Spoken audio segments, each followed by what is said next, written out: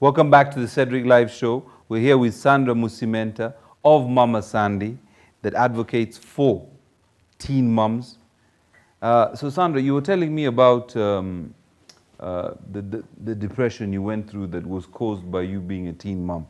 Yeah. So I think we were sort of in the middle of the conversation. Yes, I was telling you the judgment, the different reactions from society, the community, relatives and friends that sunk me into depression, and I started feeling I'm not worthy anything, I don't see a way out, I have dropped out of school, I have disappointed my family, my parents. I'm starting to look at my siblings and I'm thinking, oh wow, they still have a future ahead, mine has been cut short.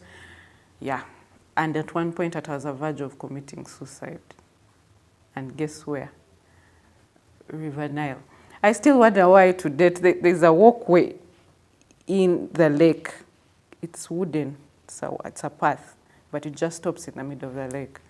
Maybe it's for people to tour and all, but I hope no one has ever thought of committing suicide there. But I sat there and it took me just a second to end my life. But I can only say, you ask me what kept me, what held me, it's the grace of God. Nothing but the grace of God. Amen. Yeah, and I look at where I am now and what I'm doing and the different girls that have reformed and have beautiful stories. They've had their babies, they've gone back to school. Had I lost my life, had I left and committed suicide, I don't see all this happening now. So I encourage myself every day and I tell myself I had to go through what I went through to be a message of hope to teen mothers. You said you work with a few other people in addition to actually working with Mama Sandy. So yes, Mama Sandy is a foundation on its own. Right. But I partner with different organizations, one being the Remnant Generation. It's a home that caters for teen mothers. They take them there, we wait until the baby is born, and after the baby is born, we take you back, we reconcile you back with your family. Right. Yeah, we've had cases where some families say no. We stay with a girl, she goes back to school, we get people to support, and so far so good. I think our first girl will be graduating next year. From university? From university. But she's also earning money, she's plaiting hair, she's making beads. Right. Yeah, so one day, one time, this very girl will tell her story and it's a way of showing people it's not the end of the world. But where the pain comes in and what brings me to speak so much about these things is the Mr. X who moves on. I keep telling girls in school, what Mama Sandy does, I do school. Most of my time I'm in schools. Yes. I run campaigns. My tagline is, you are worth more. I go to schools and tell girls... The tagline is, you are worth more. You are worth more. Yes. I tell girls, you are worth more than the money, the phones. It's not usually so much. Others are into love, or I'll call it lust, but there's not much that drives them to that direction. And I tell them that, you know what happens after you're pregnant and you've dropped out of school and your family has abandoned you?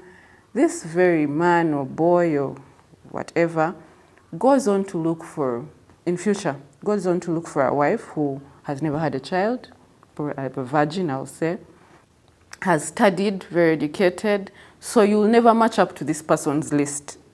Yeah, so I encourage them and tell them, how about you hold yourself together and be the lady they will be looking for in future. Yes. Yes. And I am so glad that fathers have come on board, because everyone is coming out to mentor a girl child. Who does it for the boy? God has blessed me that I'm a mother I have 2 girls and 1 boy. Yes. And I don't know if I'm too hard on him, but every day I wake up with, he has to be a better man. He has to be honest, he has to be loving because of what I went through. Yes, I think if you asked him, he'll tell you my mom is a little bit tough on me, she's this, but yeah. Then also, some of the challenges I've had to face personally, raising girls, and my firstborn is 12. Actually, yesterday we're having a jolly moment, we're taking pictures, then all of a sudden she said, by the way, mommy, after next year I'll be joining high school. Oh Lord, my moods were back to 0. I said, what? I said, yes, after next year, mommy, I'll be in high school. Yes, and I'm like, oh no, but God has given me the opportunity, I have to give it the very best I can. Well, thank God she has a mom like you who can advise her and guide her and point her in the right direction. Yeah, and speaking of advice, everyone will take it the way they wish, but I advocate and I encourage parents to open up. Yes. To open up as much as can. These children that we're thinking are young, they are too sharp. Especially now with phones Too and sharp. social And media then stuff other like parents have left the teachers to do the communication. And the teacher will pass on the communication the way she feels best. Yes. But you as a parent, you know your child, you know her weaknesses, you have noticed her strength, you know how best to... I have met mothers who... I have holiday camps. So this girl's mother says, it's not right for me to be talking about sex to a 16-year-old girl. But that's the age when you should speak to them. She Even feels younger, her, right? her girl is a baby. So when she said that, of course, I was like, oh, I'm sorry, I'll hold back on her in particular, since you've told me I can't do it for everyone. I feel this is what they need to know. But I'll take time and be her friend. And guess what? I got friends with her. I would take her to the cinemas. And as we got close, she had a phone. Then one time she tells me she has nudes in her phone.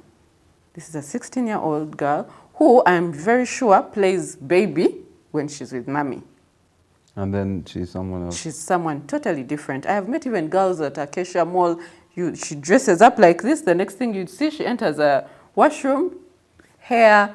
She's totally different. But don't you think that maybe is, culturally, we as Ugandans, we as Africans, we tend to communicate the way we think we should communicate, Sure. rather than what is needed to because things have changed, people have changed. In girls. I mean, I grew up in the 90s, and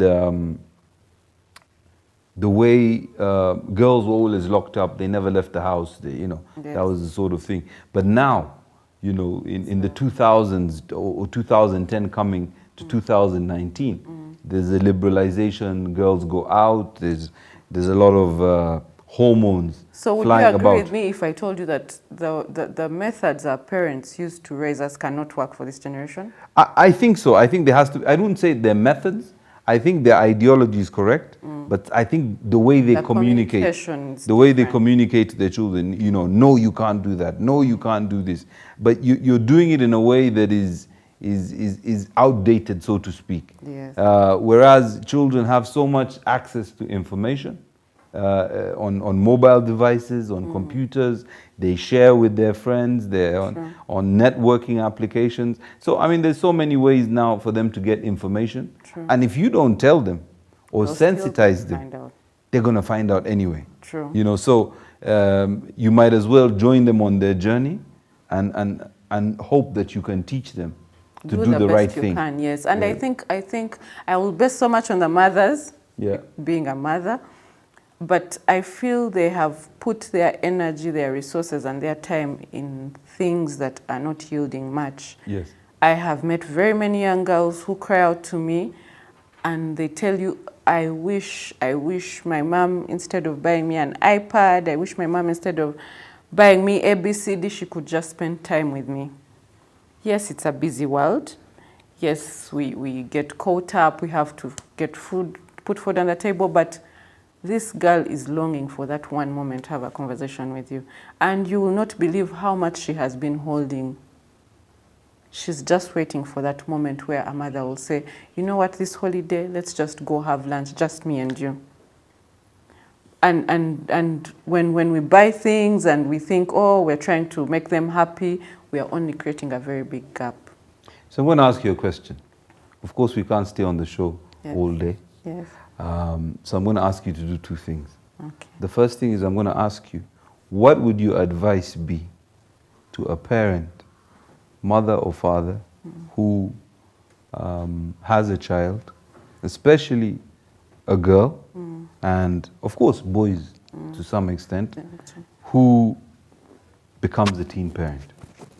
How would you advise that parent to deal with that child? First of all, My advice to the mother, if it happened and your child is a victim to teenage pregnancy, the best that I would wish for you to do, and I feel that girl would wish for you to do, is to first get close to her.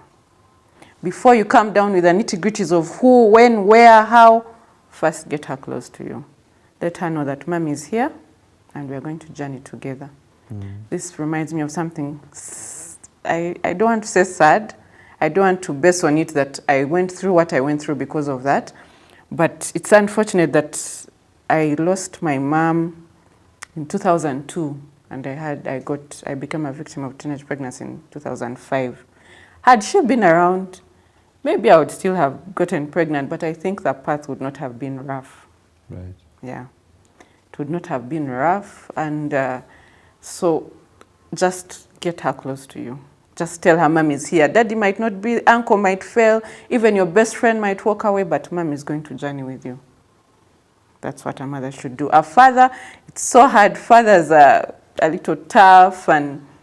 Yeah, of course, it's your baby girl, you know. Yeah, but yeah, and I think they're even more heartbroken because they're imagining who did this to my child. Right. Yeah, but this is the time for you to step in and say, I'm thinking the first thing a father would want to know is who, and he goes and gets the person. But get your baby. She's still your baby. Yes, the fact that she's going to be a mother, but she's still your baby. Get her close to her. At that moment, that's what anyone would want. Lastly, I'd like to thank you very much for coming on the Cedric Live Show to share your story. God bless you and bless all that you're trying to do for all the teen moms.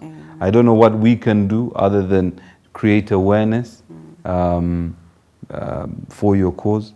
And I hope that the Mama Sandy Foundation will affect and impact a lot of people and help all the girls who are faced with the same affliction. What you can do is encourage everyone to use the opportunity to speak up. Right. Yeah, I can't do this on my own. I need counselors, I need doctors, I need friends. Cedric, there are so many youth that look up to you, and not only boys, we have girls. Yes. Yeah, every opportunity you get to be around them, tell them, encourage them to speak up. They are dying in silence. You know what? Anytime you need me, just call me and I'll come. Thank you All very right? much. And we'll do what we can. Thank you very much for coming on the Thank you Cedric too. Live Show. Thank you too. That's the show. Thank you very much to Malaika and Sandra Musimenta of Mama Sandy. Thank you for coming on the show. Good night. God bless.